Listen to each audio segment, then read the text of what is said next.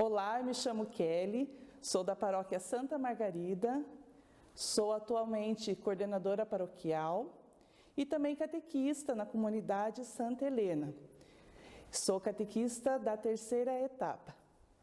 Então, a convite da Arquidiocese, estou aqui para dar um testemunho para vocês da nossa catequese remota.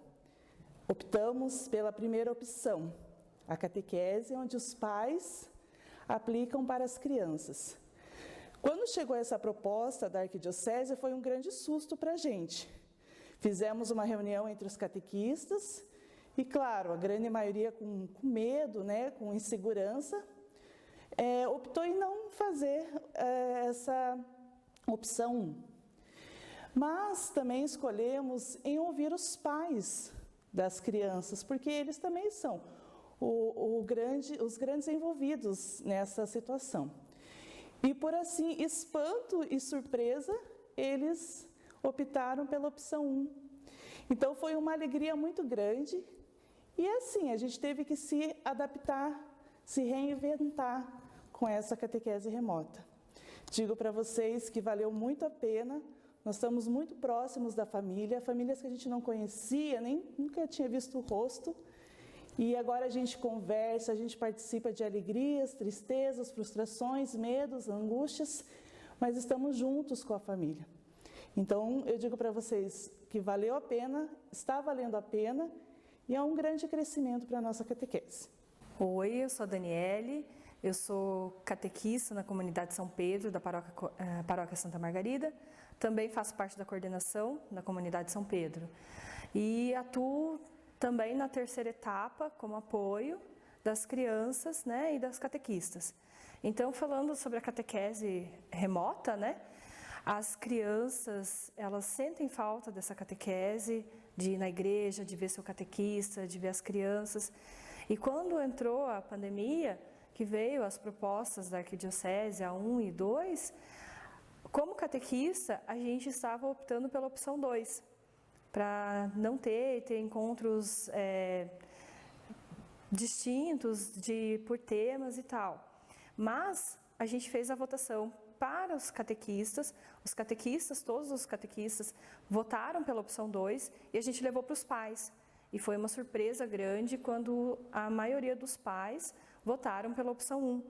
E daí entrou aquele pânico. E agora, vai dar certo? Como que vai ser?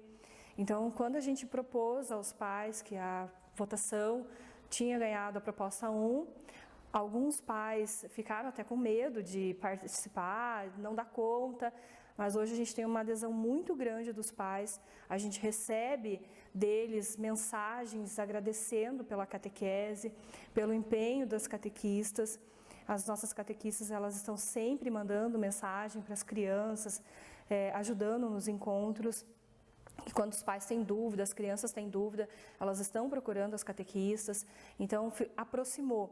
E muitas famílias estão dizendo que aproximou a família em falar sobre Jesus, evangelizar em casa, o momento de oração, o momento da catequese, e a gente tem recebido relatos quase que semanalmente de várias etapas, de vários pais, principalmente da primeira etapa, que foi uma etapa que a gente se preocupou bastante, por não ter feito catequese anteriormente, Então, eles estão falando que as crianças estão gostando muito e a família também está agradecendo por esse momento e essa oportunidade de estar fazendo a catequese em casa, tanto assistindo às missas também, quanto fazer os encontros da catequese. E como catequista, eu falo que eu só tenho a agradecer, porque essas mensagens nos dão incentivo para que a gente possa continuar cada vez mais com essa catequese. Eu sou Maria Rosa, da Paróquia Imaculada Conceição, do Guabirotuba. Eu estou coordenadora esse ano da catequese de lá e também sou catequista de primeira etapa. Nós iniciamos com uma catequista, mas por algum problema ela teve que parar e eu assumi a turma por falta de catequista. Então, quando nós recebemos essa proposta de Dom Peruso sobre fazer essa opção de fazer a catequese familiar com os pais, ser tutores dos pais, para que eles pudessem desenvolver essa catequese com os filhos. E também a outra opção seria parar e continuar o ano que vem. Então, quando eu recebi essa notícia, eu confesso que eu fiquei assustada, fiquei com medo, porque nós catequistas, nós temos um treinamento, nós fazemos curso, uma formação. E, de repente, nós conhecemos a realidade de algumas famílias, né? Então, eu fiquei assustada, confesso, fiz até algumas perguntas para a coordenação, mas daí eu levei esse assunto para os catequistas para que nós pudéssemos decidir juntos sobre essa opção. E também na reunião surgiu essa questão, esse medo, essa dúvida.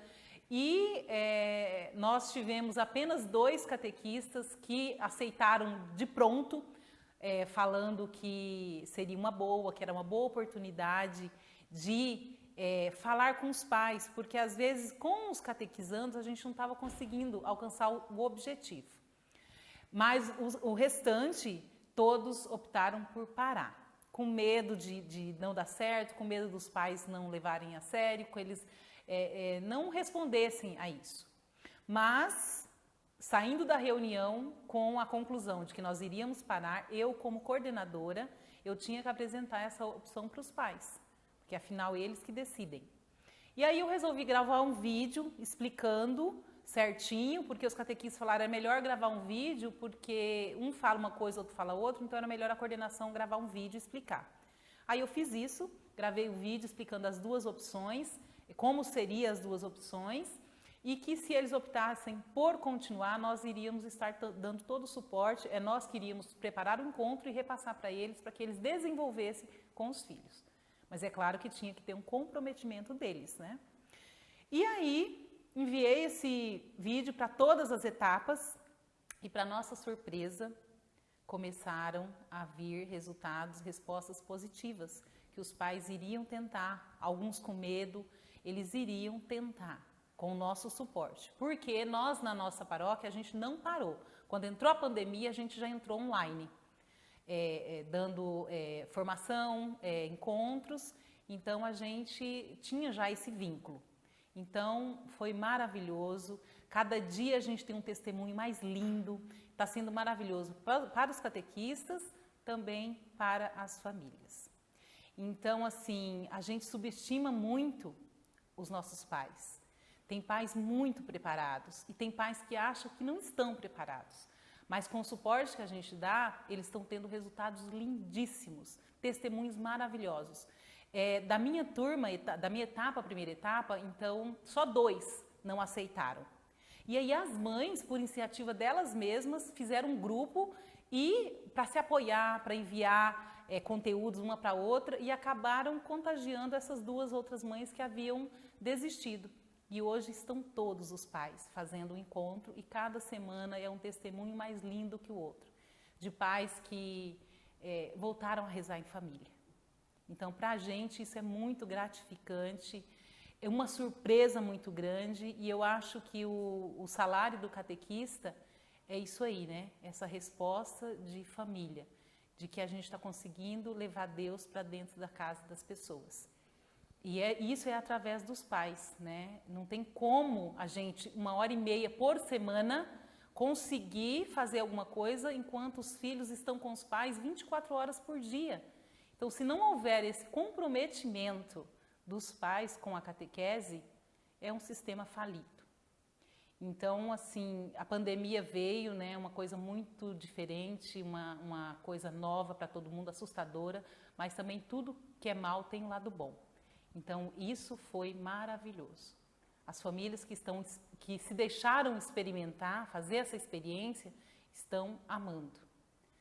É lindo ver as fotos que eles mandam, eles gravam vídeo, eles fazem atividade, eles realmente nos encantam.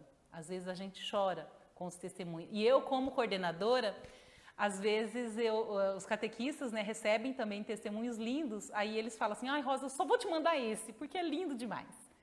Então, assim, eu recebo de todos um feedback muito legal, de toda a turma, de todas as etapas, de primeira a quinta etapa. Coisas lindas, lindas mesmo. Eu acho que foi uma assertiva essa iniciativa de todos nós. E eu agradeço a oportunidade da gente poder fazer parte disso tudo. O ano que vem eu acredito que quando reabrir tudo, as nossas igrejas vão estar mais completa de pessoas mais inteiras, né? Estão lá na igreja sabendo realmente o porquê que elas estão lá. Eu acho que as famílias, elas vão sair muito fortificadas de tudo isso. Olá, meu nome é Anderson, sou catequista do Crisma, da 5ª etapa, da Paróquia Imaculada Conceição, lá do Guabirotuba. Quando eu começo minhas turmas, normalmente são já adolescentes, eu chamo de jovens, e eu sempre falo que quando eu terminei meu Crisma, já nos meus 15 anos, eu parei de ir para a igreja. E fiquei mais de 10 anos indo só porque minha mãe me pedia um favor de levar para ela, porque eu não gostava daquilo. Eu voltei para os braços do Pai pela dor, né? Foi difícil, mas eu vi que tinha um Deus maior que me amava. E todo o sofrimento que eu tive na minha juventude, longe de Deus, eu percebi que eu não queria nunca mais que nenhum jovem sentisse isso. Mas isso é muito audacioso. Então eu teria que fazer pelo menos um grãozinho aí para ajudar. Também por conselho da minha mãe, ela falou, você gosta de dar aula, você gosta de criança, de juventude, por que você não se arrisca? Aí eu, vou tentar. Virei auxiliar da minha antiga paróquia. Comecei a me aprofundar e vi a importância da gente conhecer a igreja. A gente não pode amar aquilo que a gente não conhece. E fui aprendendo, estudando. Era muito curioso, não gosto de falar que eu sou estudioso, eu sou curioso, queria saber os porquês de tudo.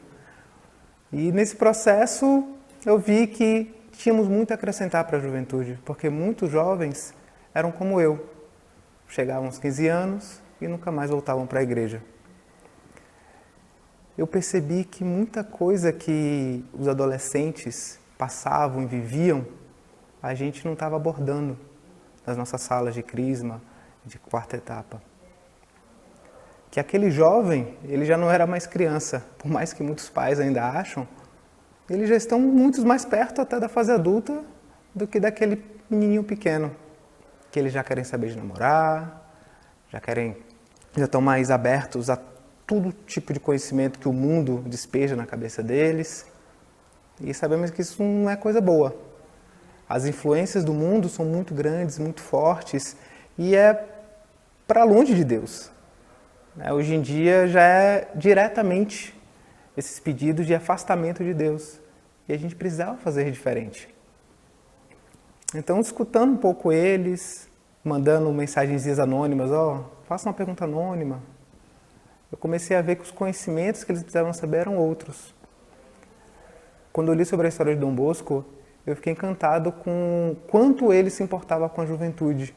E não era só de tirar jovens da rua, não era só esta a intenção dele. Ele estava preocupado com a alma de cada jovem. Ele sabia que não era a juventude que ia mudar o mundo, mas aquele adulto que iria se formar daquele jovem. Então a gente precisava ter uma preocupação diferente. Como combater essa sexualidade desenfreada, esse mundo de drogas? Onde a gente olha, só falam mal da igreja. Será que ela esteve errada há tanto tempo? Então eu parei, vamos falar na linguagem dos jovens. Vamos falar na linguagem desses adolescentes. Vamos tentar chamar a atenção deles. O que eles acham que é polêmico, vamos explicar os porquês. Que no fundo, é aquilo que a gente precisa saber, que a maturidade nos leva a buscar. Alguns se incomodam, outros se incomodam para o lado positivo. Dificilmente todos se agradam, porque é um impacto. Eles não estavam acostumados com aquilo. Mas eu acho que é deste incômodo que vai mudando a cabeça. Nossa, isso é diferente. Por que ele está falando isso? E vai despertando uma curiosidade ali dentro, que eu sei que nesse 1 ano, às vezes um pouquinho mais, alguns meses, eu vou chamando a atenção deles. E não para mim, mas para Deus. Para que Deus quer para a gente. Para qual o sentido da nossa vida que Deus propõe para a gente. E é isso que eu tento levar para esses jovens. Não aquilo que talvez muitos façam, né, de outras maneiras, mas eu tentei algo diferente. E eu acho que os resultados estão, pelo menos, sendo sementes plantadas naqueles corações. E eu passo o ano todo rezando por essas almas, porque mesmo sem saber se eles vão realmente abandonar a igreja, assim como eu fiz, pelo menos eles vão ter uma semente plantada. Que no momento que a vida confrontar eles, eles vão lembrar, tinha um professor meio doido ali que falava alguma coisa diferente. Então, meu papel é pequeno, mas se fazer influência na cabeça de um, acho que a gente está colhendo frutos positivos. Neste ano foi bem complicado. Quando a gente começou, já tinha meu planejamento preparado.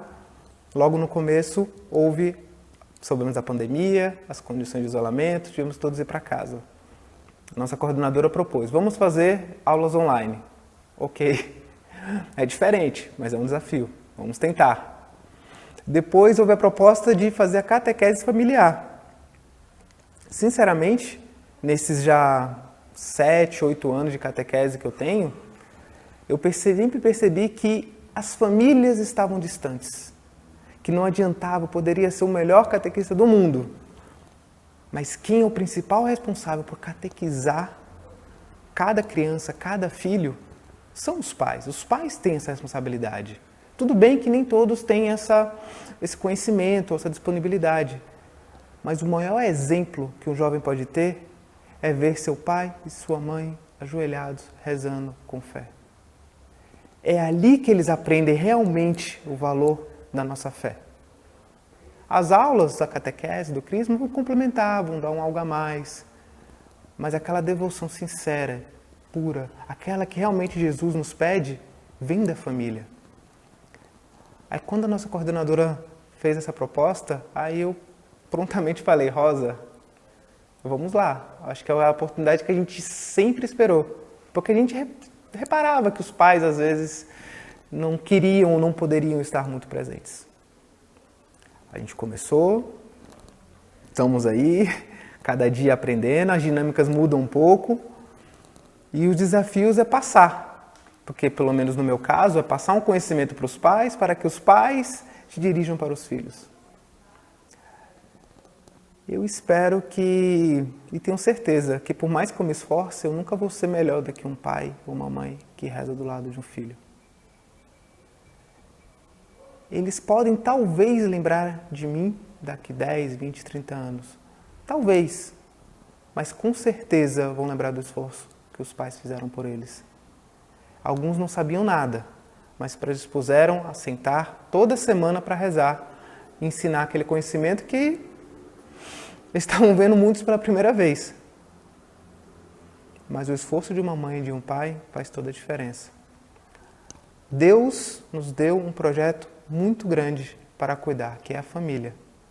O jovem sozinho, ele não é família.